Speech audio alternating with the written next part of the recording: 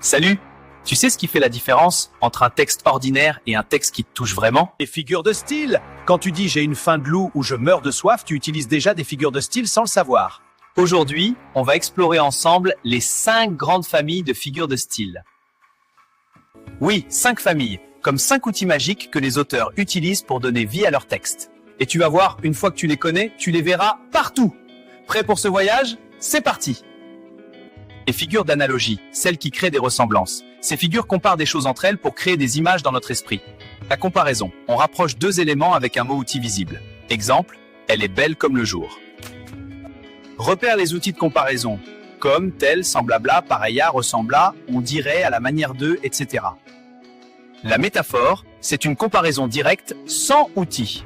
Exemple, cette fille est un ange. Plus poétique, plus expressive que la comparaison. La personnification, on donne des comportements humains à ce qui ne l'est pas. Exemple, le soleil sourit aux enfants. Le soleil ne sourit pas vraiment, mais ça rend l'image vivante. L'allégorie. Attention, celle-ci est plus subtile. On représente une idée abstraite par une image concrète, souvent sur tout un texte. Exemple, la mort représentée par une femme en noir avec une faux. C'est comme une métaphore prolongée sur plusieurs phrases. Ah, je suis toujours en vie, Dieu merci! Le figure d'opposition, celle qui crée des contrastes. L'antithèse.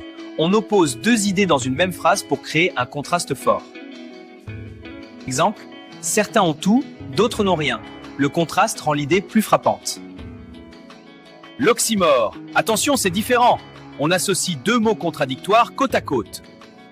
C'est paradoxal, mais ça crée une image surprenante. Par exemple, une douce violence ou un silence assourdissant. L'antiphrase. On dit le contraire de ce qu'on pense, c'est de l'ironie. Exemple. Quand il pleut, tu dis « quel beau temps ». Ton vrai message, c'est que le temps est mauvais. Le chiasme. On crée une symétrie d'opposition. Exemple, il faut manger pour vivre, A, et non vivre pour manger, BA. On souligne un contraste où on met en valeur un fait ou une réalité d'une manière symétrique. Les figures de substitution, celles qui remplacent un mot par un autre. Ici, on ne dit pas directement les choses, on utilise un détour. La métonymie.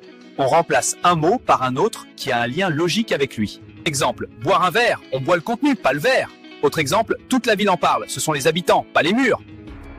La synecdoque, c'est une forme particulière de métonymie. On prend la partie pour le tout ou le tout pour la partie. Exemple, admirer une voile à l'horizon, c'est tout le bateau, pas juste la voile.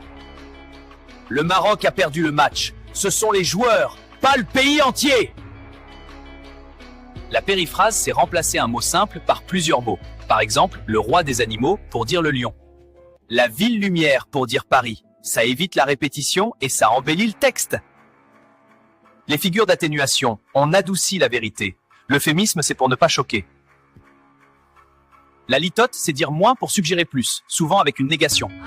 Exactement. Ce n'est pas mauvais pour dire que c'est délicieux. Retiens bien ça pour le site de Corneille. Les figures d'amplification et d'insistance, celles qui grossissent ou diminuent la réalité en jouant sur la répétition, la structure ou le sens.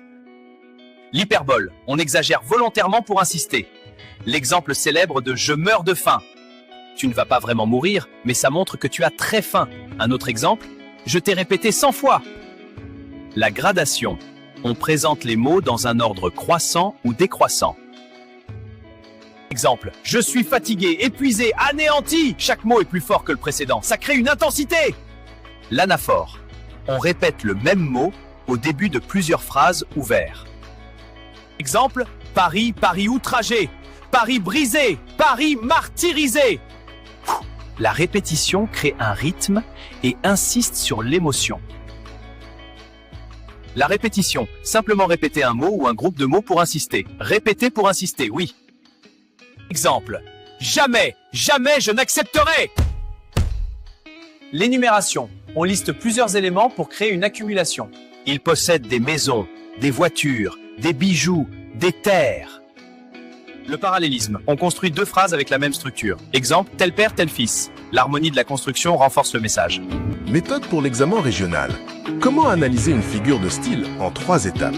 Étape 1, mémoriser. Rappelle-toi 1 ou 2 exemples, modèles, de chaque figure de style. Étape 2, identifier. Demande-toi à quelle famille la figure appartient-elle. Étape 3, interpréter. Explique l'effet produit. Pourquoi l'auteur l'utilise-t-il? Pour embellir, pour insister, pour émouvoir, pour créer une image, exemple complet. Texte. Ses cheveux sont de l'or. Tu réponds, c'est une métaphore, figure d'analogie. Tu expliques, ses cheveux sont comme de l'or, leur couleur. Cette métaphore montre la beauté et l'éclat des cheveux du personnage. Voilà, tu connais maintenant les 5 grandes familles et toutes leurs figures de style. Tu as entre les mains une véritable carte au trésor pour comprendre les textes littéraires. Mon conseil pour l'examen, ne te contente pas de nommer la figure. Ce qui compte vraiment, c'est d'expliquer pourquoi l'auteur l'utilise et quel effet elle produit sur le lecteur. N'oubliez pas, les figures de style ne sont pas là pour compliquer le texte, mais pour le rendre plus beau, plus fort, plus touchant. Et maintenant, tu as la formule magique pour les comprendre. Entraîne-toi régulièrement. Prends n'importe quel extrait de n'importe quelle œuvre du programme. C'est la clé pour progresser. Amuse-toi à chasser ces figures. Plus tu t'exerces, plus ça devient un réflexe. À très bientôt pour une nouvelle leçon phare du régional et bon courage!